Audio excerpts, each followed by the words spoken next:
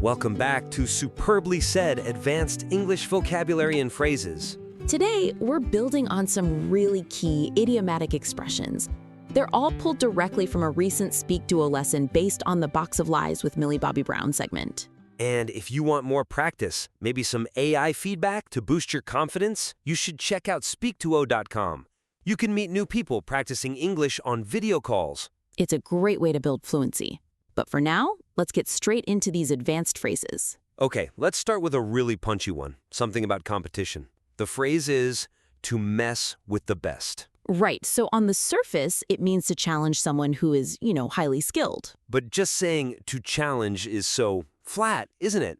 What does mess with the best really add? It adds the stakes. It's all about the stakes. To challenge is neutral. It could just mean you're signing up for a game. Yeah, very formal.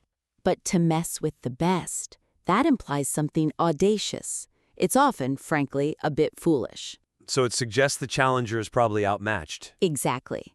There's an arrogance to it, or maybe a kind of bravery. You're taking on a clear expert. That risk is what gives it its power.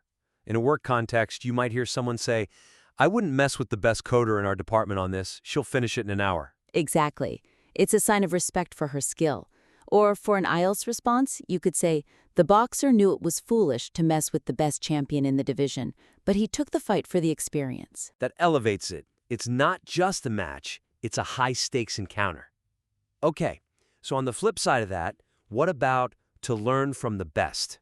So this is acquiring a skill by observing, by imitating the top people in a field. And how is that different from just, say, receiving training?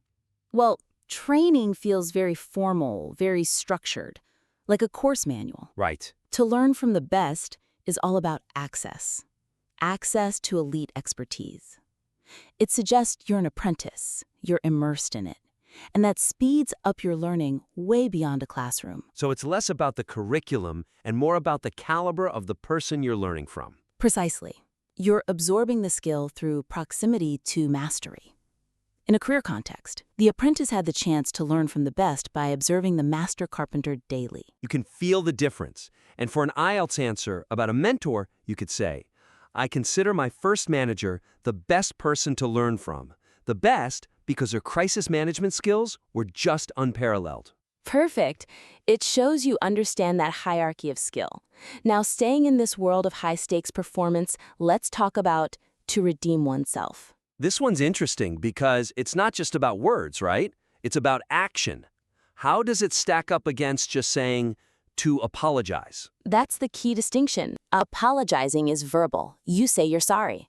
But to redeem oneself requires a positive accomplishment, maybe even a sacrifice, to counteract the negative thing you did.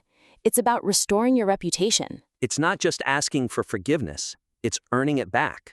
So if someone makes a huge error on a report, they don't just say sorry. They have to, finish the next project early to redeem oneself. The action is what restores the trust. Right. Or in sports, where reputation is everything. Absolutely. After losing the last game, the team knew they had a chance to redeem themselves in the final. That win is what wipes the slate clean. Okay, that's a good set. Let's pivot now to the language of making mistakes and maybe dealing with change. First up, the very common informal phrase, to mess up. Which just means to make a mistake or spoil something. The key here is distinguishing it from to fail. Yeah, because to fail sounds so big, so final. It is. To fail often refers to the ultimate outcome. You failed the exam, you failed the company. It's huge. Whereas to mess up is more localized? Exactly.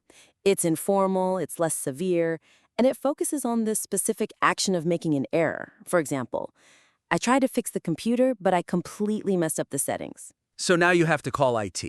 The consequence is contained. It's not a total system failure.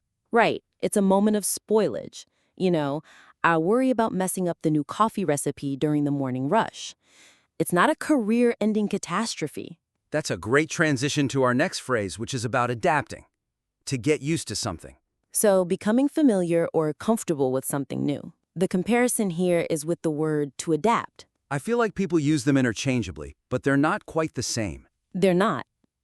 To adapt can be an immediate change in your behavior. You adapt right now. But to get used to something, that emphasizes the gradual psychological process. Ah, so it's more internal. Yes, it's about a difficult situation slowly becoming routine, becoming manageable over time. So adapting is external, changing what you do. Getting used to something is internal, your mind getting comfortable. Precisely. At work, it took the new manager a few weeks to get used to the fast-paced environment here. They had to internally normalize the speed. Or that classic example. It took him a month to get used to the construction noise outside his apartment. Yes, the noise didn't stop, but his brain just started filtering it out. That slow psychological shift is the core of the phrase. Let's move on to the language of critical assessment. Starting with ambiguity.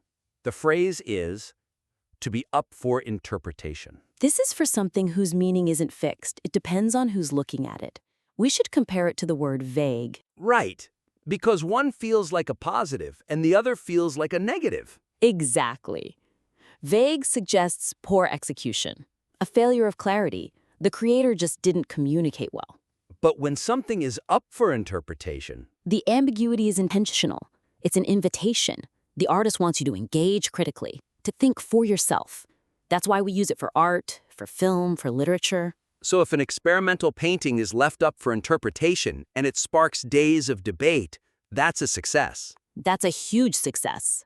The artist achieved their goal, and you can use it to state a preference too. No, I prefer stories where the ending is clear and not left up for interpretation. I like definitive resolutions. Okay, so on the opposite end of that, we have a phrase for too much clarity, to be on the nose. A great critical phrase. It means something is too obvious, too predictable. It lacks subtlety. And it's different from just being explicit. How so? Explicit just means clearly stated. It's neutral. But on the nose carries a strong judgment, a criticism. It implies a lack of imagination. So it's like a failure of creativity. The writer or director didn't trust the audience to get it. That's a perfect way to put it. A film critic might say, the mystery's ending was too on the nose. Everyone guessed the killer in the first chapter. They just spelled it out too clearly.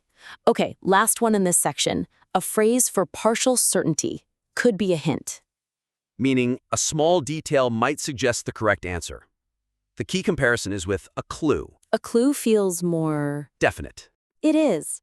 A clue is usually an intended piece of evidence. But when you say something could be a hint, you're being speculative.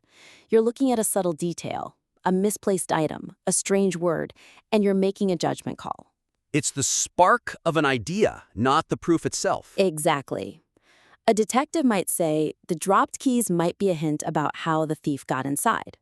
It's not a smoking gun, it's a starting point for the investigation. And you could use this for everyday observations too. For sure. Their choice of shoes might be a hint about their attention to detail. It's subtle, speculative interpretation, not a fact. Okay, that gives us 8 really powerful phrases. I think it's time for a quiz to see how well these have stuck. Let's do it. Listen to the situation and choose the best definition. Option A, B, or C. Question 1 is about to mess with the best. Why might a novice chess player choose to mess with the best player in the world? Is it A, they are attempting to distract the champion by using unorthodox moves? B, they are trying to challenge or compete against someone who is highly skilled?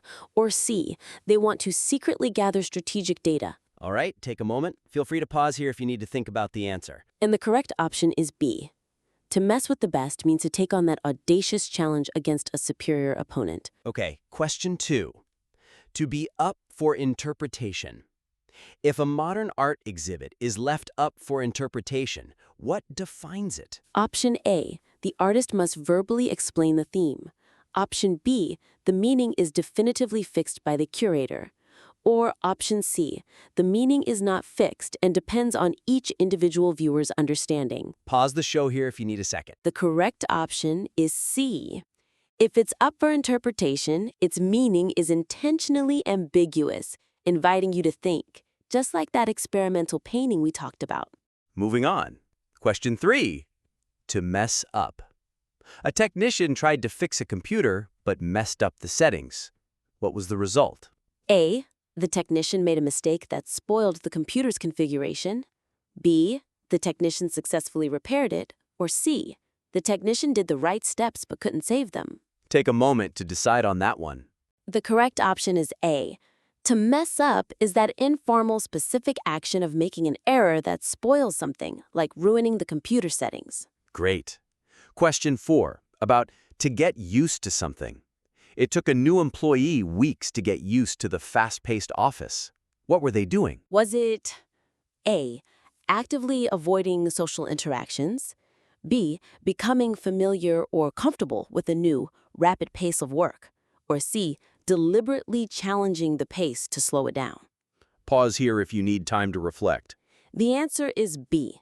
To get used to something describes that gradual internal process of becoming comfortable with a new, challenging situation. All right, halfway through. Question 5. To be on the nose. A critic said a mystery novel's ending was on the nose. What is the critic criticizing? Option A. The ending was too subtle and ambiguous. Option B. The ending was too obvious or predictable. Or option C. The ending was highly creative and shocking. Take a brief pause for your answer. It has to be B. If a story is on the nose, it's a criticism. It means the plot was too predictable and lacked imagination. Question 6. To learn from the best. An apprentice got the chance to learn from the best. What opportunity did they receive? A. A chance to practice skills in a theoretical environment. B. The opportunity to acquire skill by observing and imitating the most successful professionals. Or C. The requirement to teach concepts to successful people. You can pause here if you need to think about that. The correct option is B. To learn from the best is all about that accelerated learning you get from being immersed with true experts, like our master carpenter example. Okay, question 7. To redeem oneself. After a major mistake, a team member worked late to redeem oneself. What was the goal? Was it A, to do something good to compensate for the earlier failure, B, to acknowledge the mistake and then resign, or C, to prove the failure was someone else's fault? Take a moment before we reveal the answer. The correct answer is A. To redeem oneself requires that positive action to make up for a past failure and restore your reputation. Final question, number 8. Could be a hint. The detective noticed dropped keys might be a hint about how the thief got in. What function might the keys serve? Option A. The keys are irrelevant and misleading evidence. Option B. The small details suggest a correct answer or useful solution. Or C. The keys are an official record of all previous Gregans. Pause now for your final choice. And the answer is B. Something that might be a hint is a speculative detail. It's an observation that suggests a potential solution, guiding the investigation forward. And that's our quiz. We've really dug into 8 powerful phrases today, especially the nuances between things like up for interpretation and just being vague.